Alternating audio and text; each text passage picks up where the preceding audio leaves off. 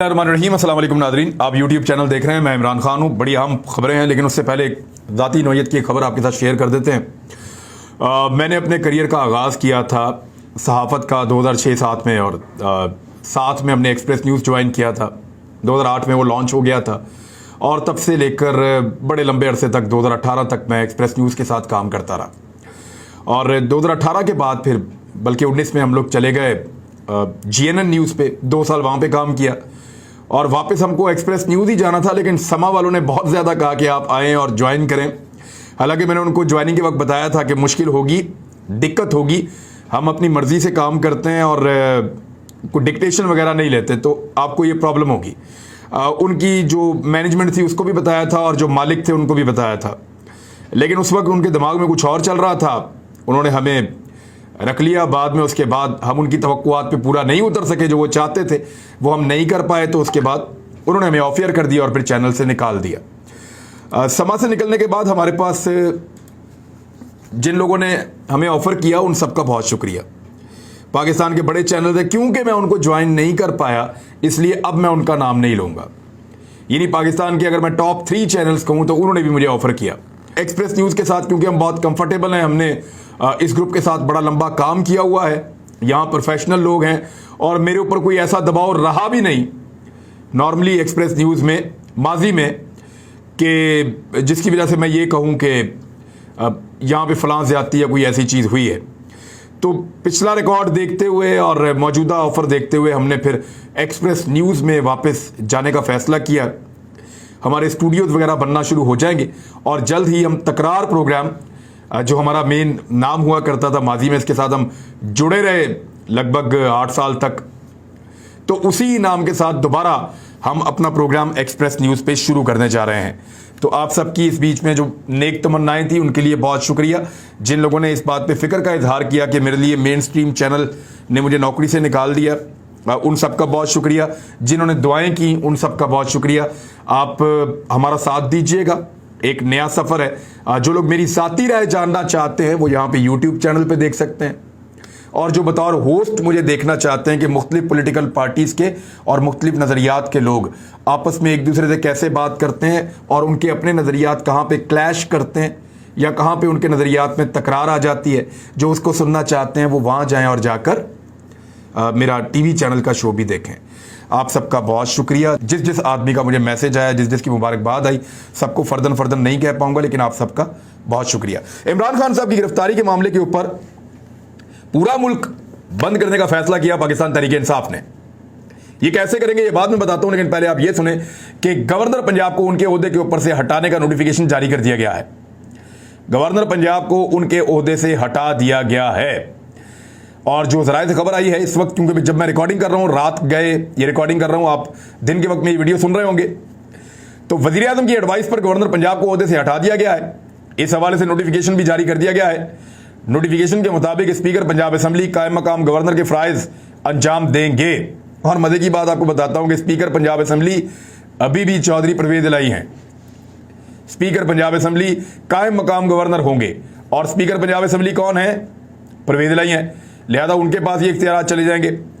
अच्छा, अब इसमें सिक्योरिटी उनसे वापस ले ली गई है, और गवर्नर हाउस जो है वो उनको दाखिल नहीं होने दिया जाएगा। ये भी कहा गया है कि अगर वो गवर्नर हाउस में आते हैं तो उनको दाखिल नहीं होने दिया जाएगा। जबकि सदर पाकिस्तान ने आरिफ अलवी साहब ने गवर्नर पंजाब उमर सरफराज चीमा को हटाने की वज़ीर आज़म की एडवाइस मुस्तरद कर दी थी। जो सदर पाकिस्तान ने कहा था जरा वो भी आप देख लें। ऐवान सदर से एक जो एलामिया जारी हुआ उसके मुताबिक सदर मुमलिकत का कहना है कि गवर्नर पंजाब को सदर पाकिस्तान की मंजूरी के बगैर नहीं हटाया जा सकता। आइन के आर्टिकल 101 की शिक 3 के मुताबिक गवर्नर सदर की रजामंदी तक अपने ओहदे पर रहेगा। सदर मुमलिकत का कहना है कि गवर्नर पर बदइंतजामी का कोई इल्ज़ाम है, ना किसी अदालत से सजा हुई है। गवर्नर पंजाब ने ना ही आइन के खिलाफ कोई काम किया है, इसलिए उन्हें हटाया नहीं जा सकता।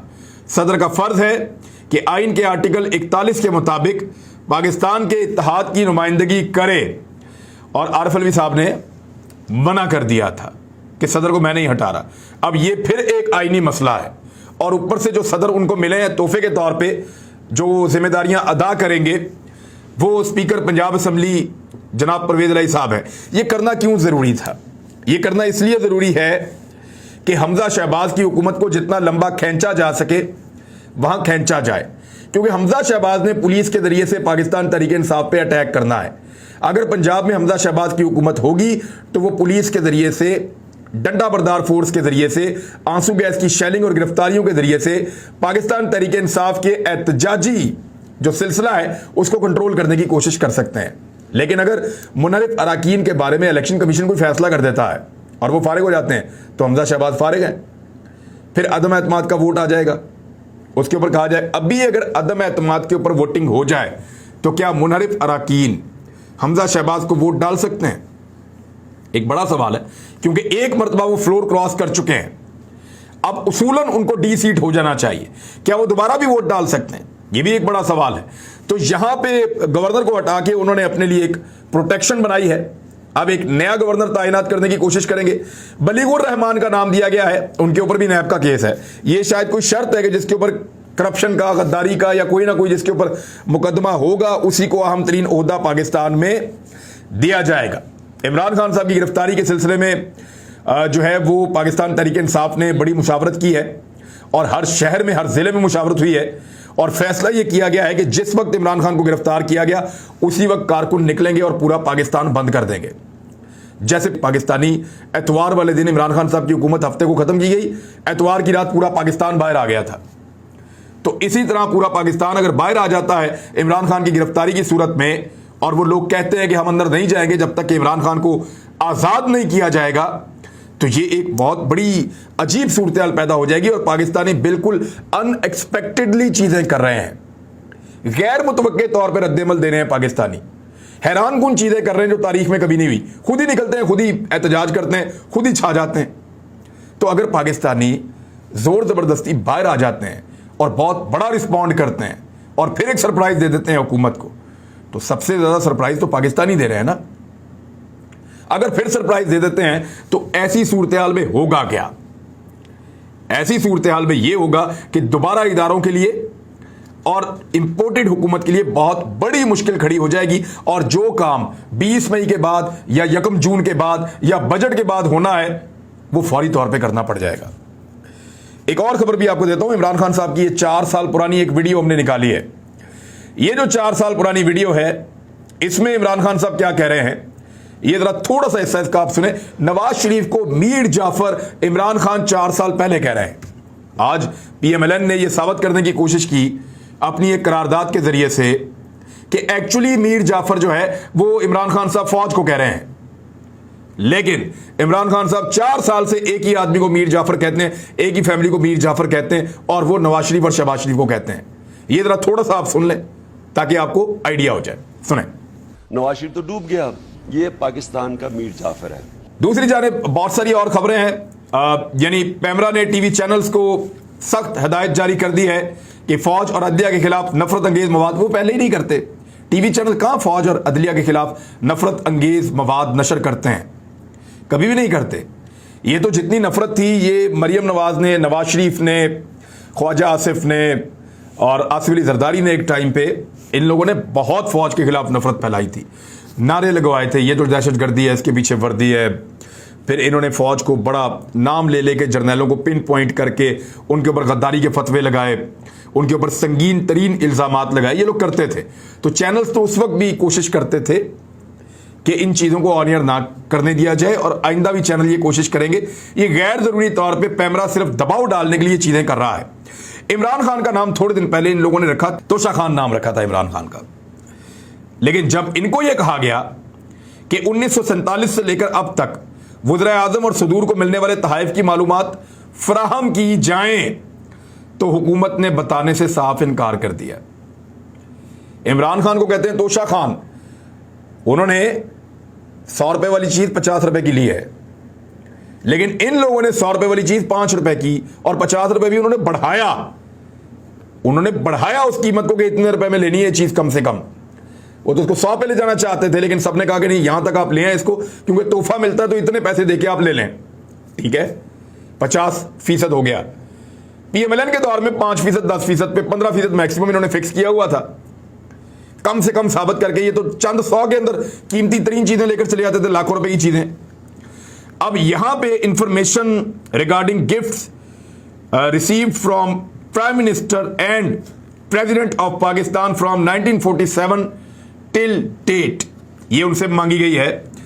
और इसका जो जवाब उन्होंने दिया है कि ये क्लासिफाइड इंफॉर्मेशन है, यानी इसमें जो रिक्वेस्ट है उसमें कहा गया कि जो प्राइम मिनिस्टर्स की है वो दे दी जाए 1947 से अब तक, और जो प्रेसिडेंट और बाकी लोगों को मिली है वो भी बता दी जाए, जो गिफ्ट आते रहे हैं 1947 से अब तक। तो नेचर ऑफ इंफॉर्मेशन, यानी आगे जहां पे तफसीलात लिखनी थी कि ये इंफॉर्मेशन है जो आपके साथ शेयर कर रहे हैं, उसमें लिखा क्लासिफाइड इंफॉर्मेशन, यानी इस इंफॉर्मेशन को छुपा लिया गया है, ये अवाम के लिए नहीं हो सकती। इमरान खान को ताने दे रहे थे, भाई निकालो ना इंफॉर्मेशन, बताओ ना तुम लोग अपने घर क्या क्या लेकर गए हो।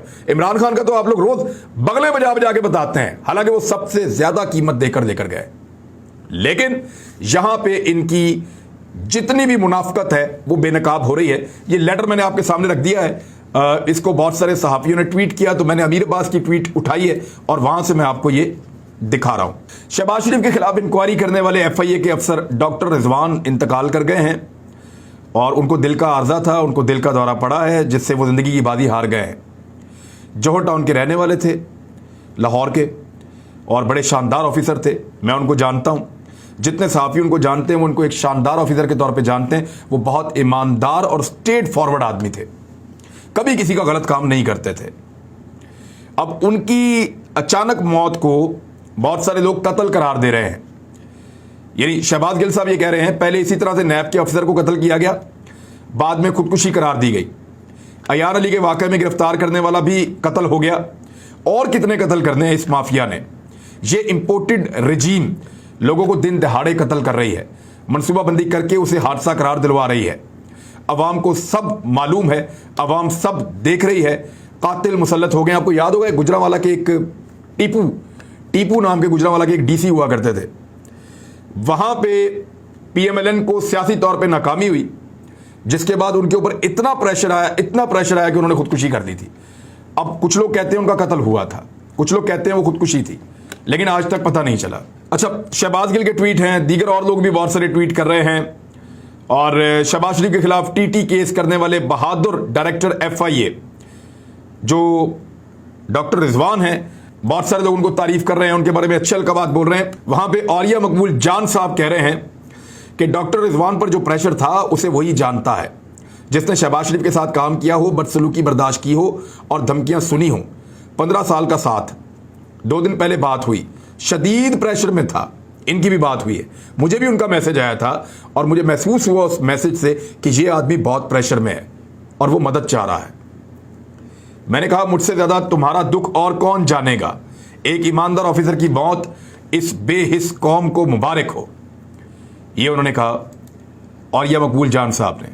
शाहीन सहबाई साहब एक बड़े सीनियर जर्नलिस्ट हैं और वो भी इसको कत्ल करार दे रहे हैं, यानी उन्होंने कहा कि रिजवान FIA वाला भी गया, अयान अली वाला इंस्पेक्टर भी गया, राजा रेंटल वाला कामरान फैसल भी गया, बेनज़ीर के कत्ल वाला खालिद शहनशाह वो भी गया, वीडियो वाला जज भी गया, राजों का अमीन रहमान मलिक भी गया, और बहुत नाम है।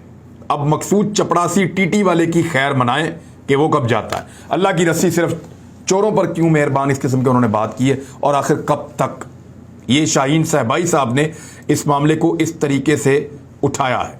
इससे पहले समा TV रिपोर्ट कर चुका है कि हमजा शहबाज ने अपनी पेशी के दौरान डॉक्टर रिजवान को धमकाया भी था और उनको ये कहा था कि सदा वक्त एक जैसा नहीं रहता, तो ये याद रखें। वैसे ये मरियम नवाज साहबा भी धमकाती थी कि हमारा वक्त आएगा तो हम आपको नहीं छोड़ेंगे, ये वो कहती थी नैब के ऑफिसर्स को, और मैंने ये खुद सुना भी है। तो नाजरीन, अब एक और पोल आपके सामने खोलते हैं कि आज से कुछ अर्सा पहले एक स्टेटमेंट दिया था मिफ्ता इस्माइल साहब ने और लोगों से ये कहा था कि पैसे इन्वेस्ट कर दो फौरी तौर पे स्टॉक मार्केट में। ये वजीर खजाना है पाकिस्तान का। वजीर खजाना अगर बोले कि आप स्टॉक मार्केट में पैसा लगा दें तो लोग लगा देंगे, क्योंकि बहुत क्रेडिबल एक सीट के ऊपर बैठे हुए। क्या कहा था, पहले आप ये सुन लें। पाकिस्तान को एक इनसाइड इंफॉर्मेशन दे रहा हूं कि स्टॉक मार्केट बढ़ने लगी है, जिसको इन्वेस्ट करना है कर लो। लोगों का पैसा लगा के धोखा दे दिया इन्होंने। मैं अब आपको बताता हूं क्या, लगातार स्टॉक मार्केट जो है नीचे जा रही है, क्रैश कर रही है। कारोबारी हफ्ते के पहले ही रोज पाकिस्तान स्टॉक एक्सचेंज में शदीद मंदी आ गई है और KSE 100 इंडेक्स में 1600 पॉइंट्स की कमी देखी गई है, जबकि रुपए के मुकाबले में डॉलर मजीद महंगा होता चला जा रहा है। रुपए की कदर कम से कम तरीन होती चली जा रही है। अब ये दो चीजें हैं जिसपे DGISPR ने ये कहा था कि हुकूमत की तब्दीली के बाद ये चीजें मुस्तहकम हुई हैं, लेकिन अनफॉर्चुनेटली ये दो चीजें भी इस हुकूमत से काबू नहीं आ रही। यानी जिस बुनियाद के ऊपर कोई एक इदारा तारीफ कर सकता था वो भी तारीफ के काबिल ये नहीं रहे। दूसरी जानिब IMF ने और पाकिस्तान के दोस्त ममालिक ने शहबाज शरीफ को ठेंगा दिखा दिया है। सऊदी अरब ने पैसा देने से फिलहाल इनकार कर दिया है, चीन ने भी पैसा देने से इनकार कर दिया है, जबकि UAE भी पैसा नहीं दे रहा, कतर से भी पैसा नहीं मिल रहा। पाकिस्तान को तमाम लोगों ने इनकार कर दिया है। ये तो बहुत दुनिया के साथ ताल्लुकात बनाने वाले लोग थे, ये तो कहते हैं कि हम बड़े सर्टिफाइड भिखारी हैं। मैं तो समझ रहा था इनको भीख मिल जाएगी, इनको कहीं से भी भीख नहीं मिल रही। इवन IMF ने कह दिया है कि हम अब नहीं आ रहे। 10 तारीख को IMF के वफ्द ने पाकिस्तान आना था। इस पे ये आप मुजम्मल असलम का ये ट्वीट है, उसको आप देख लें, वहां पूरी खबर मौजूद है। उन्होंने कहा कि IMF वफद अब 10 मई को पाकिस्तान नहीं आ रहा, उन्होंने आना था, लेकिन उन्होंने उससे पहले कहा था कि आप सब्सिडीज खत्म करें। पाकिस्तान पीपल्स पार्टी उनको अच्छा डील कर रही थी और PMLN की हुकूमत से वो डील नहीं हो पाए। अब IMF चाहता है कि हुकूमत पेट्रोल, डीजल, बिजली की कीमतें बढ़ाए और फौरी तौर पे बहुत ज्यादा बढ़ाए। कीमतें बढ़ी तो IMF का वफ्द दोहा में 18 मई को मिलेगा, यानी 15 मई के बाद 18 मई में वो जा रहे हैं IMF वाले दोहा में, और 15 मई तक की डेडलाइन है शहबाज शरीफ के पास कि आप पेट्रोलियम मसनूआत और बिजली की कीमतें बढ़ा दें और हर किस्म की सब्सिडी या हर किस्म की सहूलत पाकिस्तानियों के लिए खत्म कर दें। तो अगर IMF को मिलना है उन्होंने और मुज़ाकरात आगे बढ़ाने हैं और उनसे बेल आउट पैकेज या पैसा उनसे लेना है, तो फिर उनको फौरी तौर पे ये कीमतें बढ़ानी पड़ेंगी। ये है जी इनकी इकॉनमी। अपोजिशन में थे तो कहते थे जी 100 रुपए का पेट्रोल, अब हर चीज आटे दाल का भाव इन्हें पता चल रहा है। पाकिस्तानी कौम को धोखा दिया गया है, रिजीम चेंज ऑपरेशन किया गया है और कुछ वैसा नहीं हो रहा जैसा ये दावा कर रहे थे। अब तक के लिए इतने, अपना ख्याल रखिएगा, अपने इस चैनल का भी। अल्लाह हाफ़िज़।